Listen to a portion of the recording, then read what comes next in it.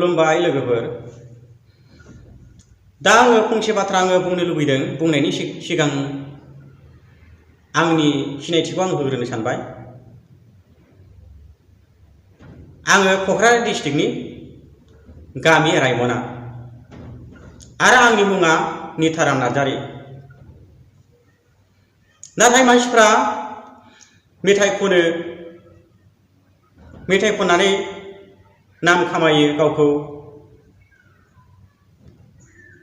आरो मानसिफ्राबो मेथाइ खनग्रा सुबुंखौ बांसिन मोजां मोनो।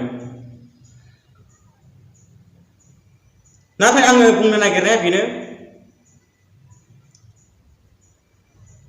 आंबो मेथाइ खननायाव इन्टारेस्ट दङखाय, एबा आङो मेथाइ खननायखौ जेब्लाबो खनलांबाय थागोन। आं हानायमानि खनलांगोन।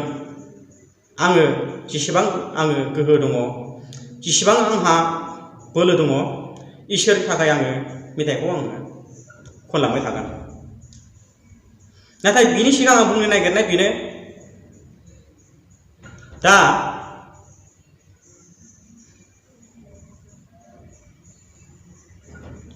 मानसिफ्रा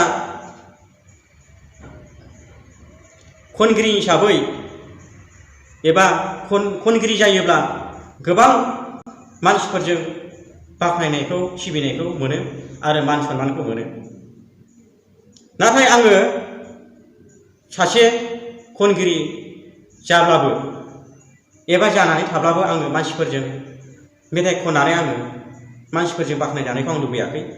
गावखौ सिंगार होननानै मिथिजानायखौ लुबैयाखै। गावखौ सिंगार होननानै रावजोंबो लिंजानायखौ लुबैयाखै। नाथाय जे खनदों, इसोरनि थाखाय खनगोन। जे गावखौ बाहायदों, इसोरनि थाखाय बाहायगोन।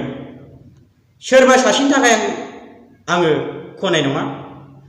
सोरबा सासेनि थाखाय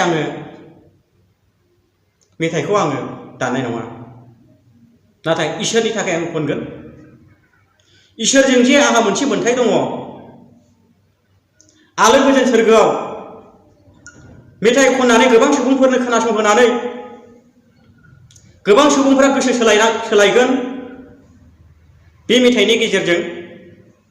आरो बिथांखौ मेथाइ खननायजों बिथांखौ बोखांगोन, बेखौसो लुबैयो। नाथाय मेथाइ खननानै मानसिफोरजों बाख्नायजानायखौ लुबैयाखै।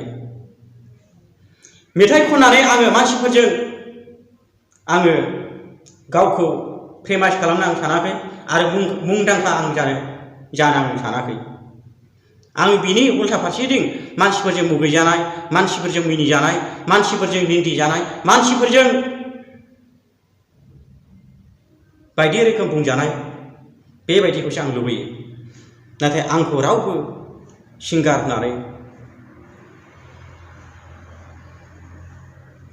गावखौ दामिथिथों एबा सिनायथि दाजाथों, बेखौनो लोगोफोरनि सिगाङाव आरो बयनिबो सिगाङाव बेखौनो बुङो